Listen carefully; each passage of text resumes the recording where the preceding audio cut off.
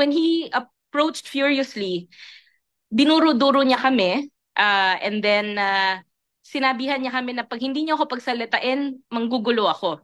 To which Kong Stella, I heard her respond to Kong Wilbert saying na bakit galit ka sa amin? Sponsor lang kami dito.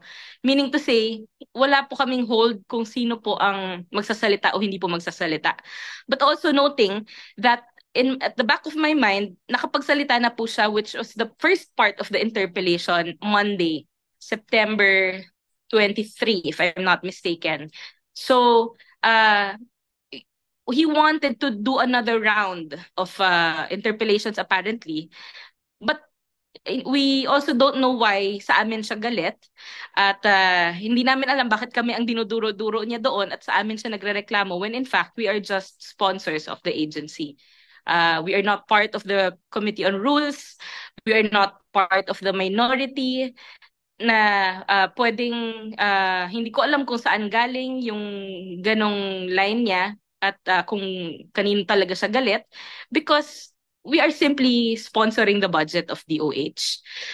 But more than that, kasi pagkatapos niya kaming duru-duruin, parang he was very, very near us already, na natakot kami. In fact, si Constella went around me and she ducked behind the podium.